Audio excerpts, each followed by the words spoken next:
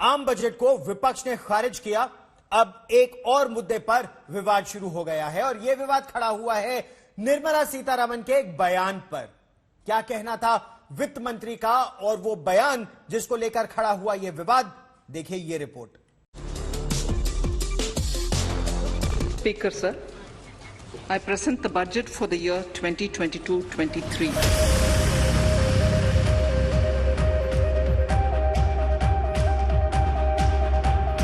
राहुल गांधी को शायद समझ में नहीं आया।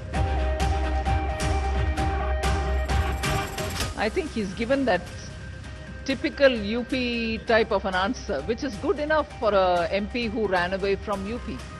वित्त मंत्री निर्मला सीतारमण की जुबान से यूपी टाइप निकला और कांग्रेस ने इसे लपक लिया। I think he's given that typical UP type of an answer, which is good enough for a MP who ran away from UP. ये यूपी टाइप क्या है, इस पर क्यों विवाद मचा है, ये सब हम आपको बताएंगे। पहले सिलसिलेवार तरीके से पूरा घटनाक्रम आपको समझाते हैं। दरअसल बजट भाषण के बाद वित्त मंत्री निर्मला सीतारमण अपने राज्य मंत्रियों और मंत्रालय से जुड़े सचिवों के साथ मीडिया से मुखातिब थी। उसी दौरान निर्मला सीतारमण से कांग्रेस नेता राहुल गांधी के उस ट्वीट पर प्रतिक्रिया मांगी गई जिसमें उन्होंने बजट को जीरो करार दिया था। इस सवाल का जवाब देने के लिए वित्त राज्य मंत्री पंकज चौधरी सामने आए।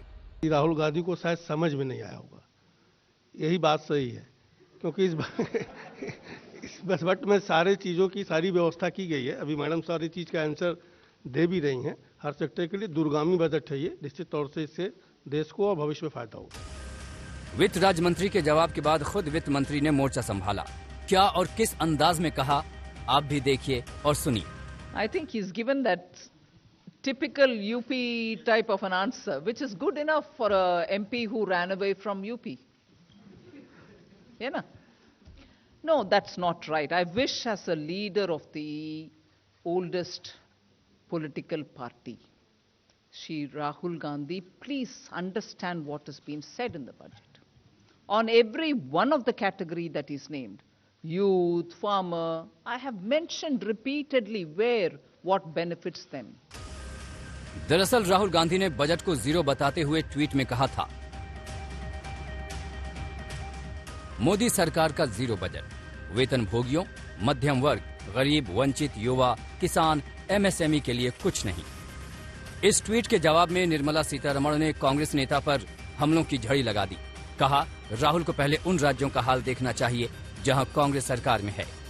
जो फ्रजाइल इकोनॉमी वो छोड़ कर गए, उसको पिछले 5 साल में और अभी 2-3 साल में इतना इकोनॉमी पैंडेमिक के वजह भी आज उबर कर ऊपर आ रहे, स्टिमुलस देने के बाद, हर वर्ग का कुछ ना कुछ देने के बाद, जितने भी कमेंट्स हमारे ऊपर वो डाल रहे हैं, कम से कम जिन राज्यों में शायद 2 बचा है जहां उनके सरकार है, जाके वो करके दिखाने के लिए उनसे बोलिए। क्या पंजाब में एम्प्लॉयमेंट ठीक है? क्या महाराष्ट्र में किसान ठीक है? आज भी महाराष्ट्र में कॉटन फार्मर्स के बीच में आत्महत्या हो रही है, उसको रोक रहे हैं राहुल गांधी। निर्मला सीतारमण के विस्तृत जवाब के बीच कांग्रेस ने वो हिस्सा निकाल लिया जिसमें वित्त राज्य मंत्री पंकज चौधरी के जवाब को उन्होंने यूपी टाइप कहा था।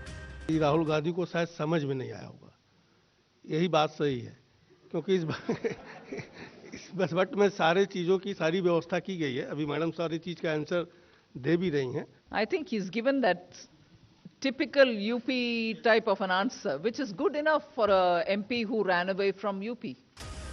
निर्मला ने ये बात वित्त राज्य मंत्री पंकज चौधरी के जवाब में कही। उनके कहने का शायद मतलब हो, मंत्री ने ठेठ और बेलाग अंदाज में राहुल गांधी को जवाब दे दिया। उन्होंने यूपी टाइप को तारीफ के तौर पर इस्तेमाल किया था, लेकिन प्रियंका गांधी ने तुरंत इसे मुद्दा बना लिया। प्रियंका ने ट्वीट किया, निर्मला सीतारमण जी, आपने यूपी के बजट के झोले में कुछ डाला नहीं, ठीक है, लेकिन यूपी के लोगों का इस तरह अपमान करने की क्या जरूरत थी? समझ लीजिए, यूपी के लोगों को यूपी टाइप होने पर गर्व है। हमको यूपी की भाषा, बोली, संस्कृति व इतिहास पर गर्व है। यूपी में चुनाव है और जाहिर है कांग्रेस और दूसरे विपक्षी दल इसे मुद्दा बनाएंगे। आज तक ब्यूरो।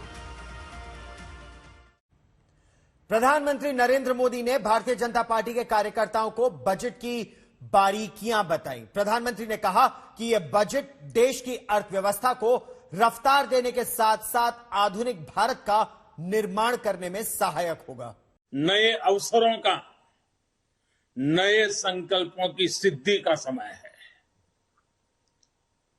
बहुत जरूरी है कि भारत आत्मनिर्भर बने और आत्मनिर्भर तो बने ही, आत्मनिर्भर भारत की नींव पर एक आधुनिक भारत का निर्माण हो। निर्मला जी ने जो बजट पेश किया है,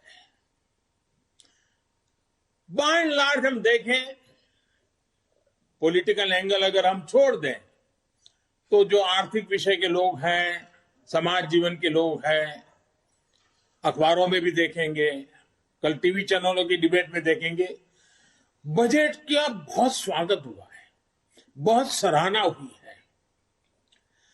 और आपने भी देखा होगा कि इस बजट में देश को आधुनिकता की तरफ ले जाने की दिशा में कई महत्वपूर्ण कदम है। इस साल के बजट में गरीबों के लिए 80 लाख पक्के घर बनाने की बात कही गई है और इस पर 48,000 करोड़ रुपए, 48,000 करोड़ रुपए, यानी करीब करीब 50,000 करोड़ रुपए से अधिक खर्च होंगे।